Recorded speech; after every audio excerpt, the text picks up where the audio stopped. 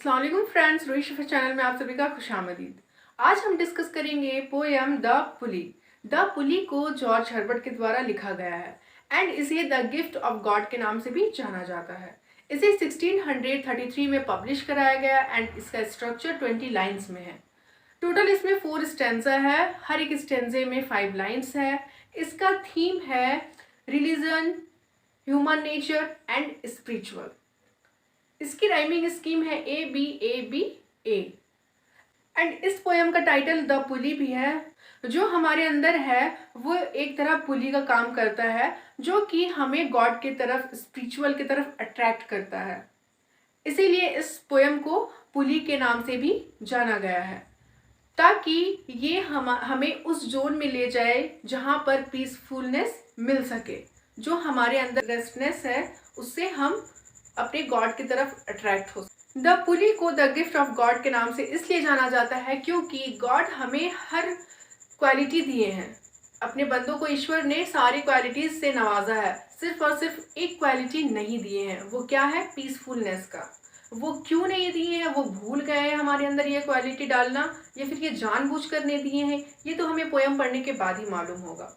सो मैं बता दूं, ये गॉड जो है ना हमारे साथ पूरा तगड़ा प्लान किए रहते हैं इसीलिए उन्होंने हमारे साथ ये पीसफुलनेस की क्वालिटी नहीं दी है, क्योंकि अगर वो ये क्वालिटी दे देते तो फिर हम ईश्वर को तो पूछते नहीं।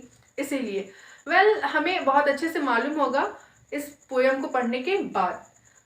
इस पोएम को स्टार्ट करने से पहले हम थोड़ा जॉर्ज हर्बर्ट के बारे में जान लेते हैं। जॉर्ज हर्बर्ट का जन्म हुआ है 3 अप्रैल 1593 में एंड इनकी मृत्यु हुई है 1 मार्च 1633 में।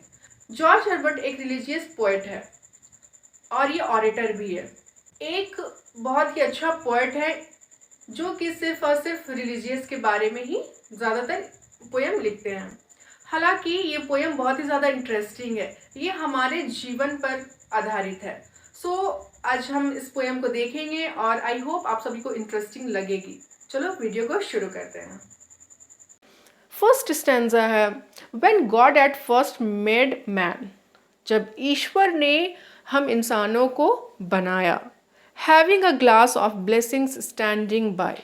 तब उनके सामने एक ग्लास था जिस ग्लास में ढेर सारे ब्लेसिंग्स भरे थे। Let us set he pour on him all we can, let the world's riches which disappeared like contract into a span. ईश्वर ने कहा हम वो सब कुछ अपने बंदों को देंगे जो वो दे सकते हैं। ईश्वर हमें हर चीज़ देंगे जो वो हमें दे सकते हैं। दुनिया की सारी दौलत, सारी चीज़ें जो हमें ज़रूरत है, लेकिन फिर भी वो एक चीज़ नहीं दिए। क्या नहीं दिए? चलिए नेक्स्ट स्टैंजा में जानते हैं। Second stanza, so strength first made a way. ईश्वर सबसे पहले हमें ताकत दिए। Then beauty flowed, then wisdom, honour, pleasure. फिर वो ब्यूटी दिए, उसके बाद बुद्धि दिए, उसके बाद सम्मान दिए, देन खुशी दिए। इतना देने के बाद when almost all was out, God made us stay. इतना सब कुछ देने के बाद ईश्वर रुक गए। क्यों रुके भाई?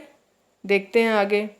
Perceiving that alone of all his treasure rest in the bottom lay. इतने सारे गिफ्ट देने के बाद उनका एक गिफ्ट बच गया जो वो उस ग्लास में था, और वो गिफ्ट क्या था? सुख का, आराम का, चैन का, जो हम इंसानों को कभी नहीं मिलता है। हम इंसान कभी सेटिस्फाई नहीं रहते, कभी खुश नहीं रहते हैं, हमेशा किसी ना किसी परेशानी में रहते हैं।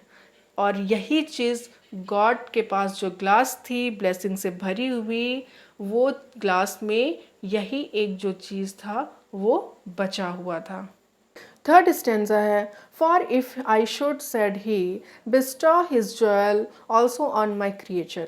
ईश्वर ने कहा यदि मैं यह लास्ट गिफ्ट चैनो व आराम सुकून का मैं अपने बंदों को दे दूँ, he would adore my gifts instead of me. तो वो मुझे भूल करके मेरी जगह इस गिफ्ट को पूजने लगेंगे। And rest in nature not the God of nature. वो नेचर में आराम पाकर नेचर के गॉड को अर्थात ईश्वर को ही भूल जाएंगे। So both should loser be, इसलिए दोनों हार जाएंगे। कौन कौन? इंसान भी और ईश्वर भी। इंसानों को वो गिफ्ट नहीं दे पाएंगे जो कि सबसे कीमती है, वो आराम का, चैन का, पीसफुलनेस का gift.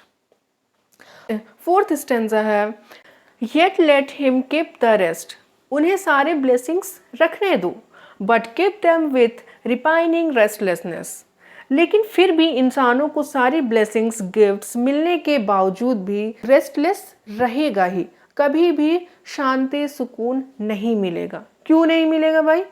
Let him be rich and very, उसे अमीर होने दो, उसके पास सारी चीज़ें रहने दो, दुनिया भर की सारी ज़रूरत की चीज़ें रहने दो, मगर कभी भी सारी चीज़ों से इंसान सेटिस्फाइड नहीं हो सकता है। ये बिल्कुल सही बात है, हम इंसान होते ही ऐसे, हमें एक्सपेक्टेशन बहुत ही ज़्यादा रहता है। That if goodness lead him not yet weariness, मतलब कि उस सारी चीज़ों से यदि मुझे भूल भी जाए मेरे बंदे, ईश्वर का कहना है कि यदि हम इंसान इन सारी चीज़ों को पाकर यदि ईश्वर को भूल जाते हैं तो may toss him to my breast, ईश्वर कहते हैं कि बंदों की बेचैनी मेरे तक, मेरे बंदों को ले आएगी और मेरे सीने से लगा देगी। जॉर्ज हर्बर्ट ने बिल्कुल सही लिखा है इस पोयम में, हम इंसान होते ही ऐसे हैं, हमें कुछ भी मिल जाता है, खुशी से बढ़कर मिल जाता है, फिर भी हम सेटिस्फाइड नहीं होते हैं, कभी कभी फिर भी हमें और चाहिए होता है, और चाहिए होता है। और ये बात बिल्कुल सही है कि हमें दुनिया भर की सारी खुशी मिल जाए, लेकिन फिर भी हम अपनी दुखड़ा को लेकर के रोना रोते ही रोते हैं। गॉड अपनी चालाकी दिखा करके लास्ट गिफ्ट, पीसफुलनेस का गिफ्ट हमसे शेयर नहीं किए, वो हमारे अंदर ये क्वालिटी डाले ही नहीं। अगर ये क्वालिटी हमारे अंदर डाल देते तो फिर हम इंसान ईश्वर को पूछते ही नहीं। अभी कुछ भी मुसीबत पड़ता है तो हम फट से ईश्वर को याद करते हैं और सुख में अपने ईश्वर को भूल जाते हैं। तो ये रहा हमारा आज का टॉपिक, यहाँ पे ख़त्म होता है। आई होप मेरा ये आज का पोएम द पुली आप सभी को समझ में आई होगी। Thanks for watching.